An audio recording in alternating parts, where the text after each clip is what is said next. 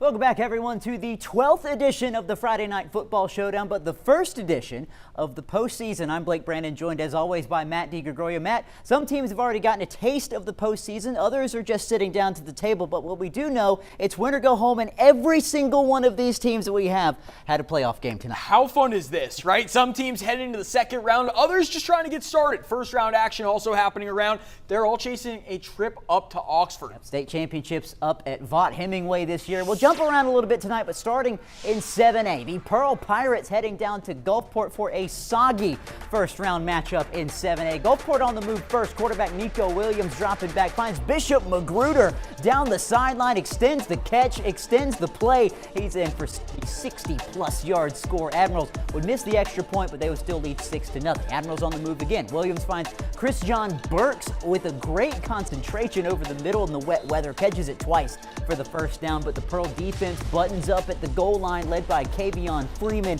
They stuff the run, and they would force a field goal attempt for the Admirals, looking to add to the lead, but that one sails wide right into the night. Pearl would take over on downs from there. Gulfport would take that 6-0 lead into the halftime break, but the Pirates down the Admirals in the second half. They take this one 17-13.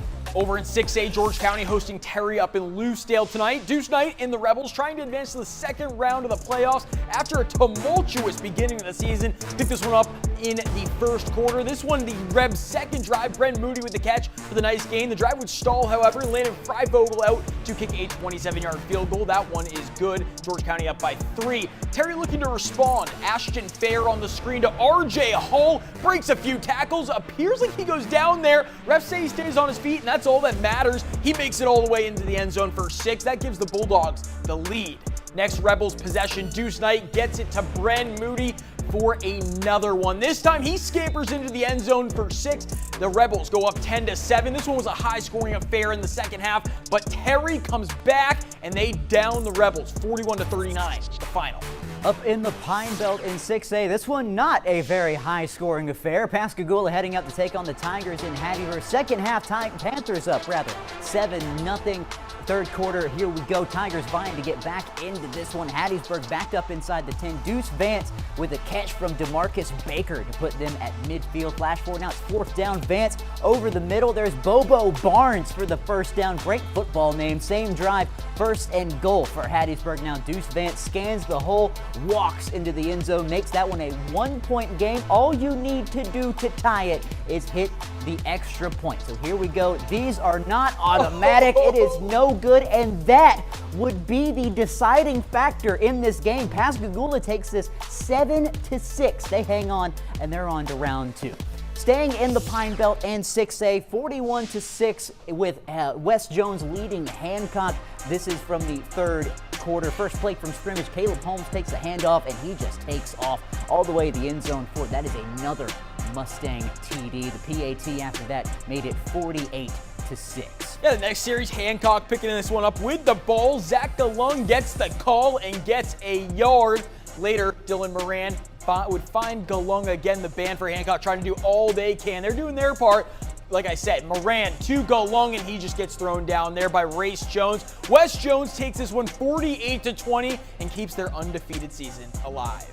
Down in 5A, Natchez traveling to take on Gaucher in the Swamp. The Gators looking to get one step closer to returning to South State for the second straight year. Pick this one up in the second quarter. Caden Walton throws over the middle. Terry's high, lights up the receiver. Listen to that one. That's a huge pass break up there. However, Walton in the Bulldogs offense, they would keep the drive going. Somehow stays on his feet. He was doing this all night long. Delivers a strike to the end zone. That makes it 12-3 Natchez. Next Gators drive, Trey Irving with the screen pass to Kanan Rush. Turns on the Jets and scores to cut the Gaucher deficit to 3. Ensuing kickoff, a mental error for the Bulldogs who don't pick up the kickoff. Hey now, Gaucher recovers on the very next play. Solomon Baggett takes it in to give the Gators a 15-12 lead. Gaucher's defense stepped up big in the second half, and the offense put together numerous scoring drives. They put up a 50-burger tonight as the Gators punch their ticket to the second round.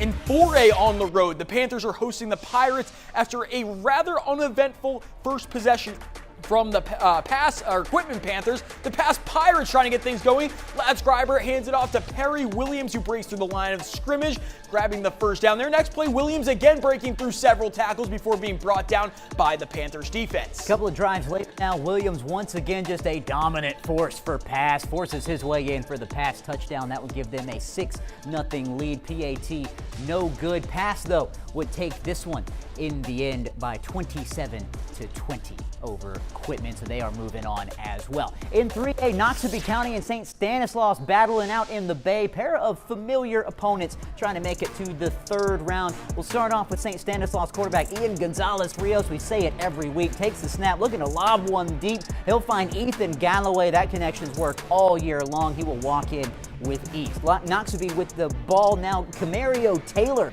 holds on to this one himself, runs that one in, breaking the tackle. Nice spin move, but they miss the extra point. Tigers with the ball now. Taylor will again hold on, and he goes the distance all the way, 80 yards for the touchdown. This time they would elect to go for the 2-point conversion. That will make up for the loss and the missed extra point. This is the first touchdown now for St. Stanislaus. They're back with the ball, and Ian Gonzalez-Rios says he can hold on to the ball too. Scrambling around like Patrick Mahomes, looking to make something happen. He eventually finds an opening, runs it down, and he ties the game at 14-all. But in the end, St. Stanislaus not able to get the job done tonight. Noxubee rips off a few more touchdowns there, and they down the Rocks 49-14 the final.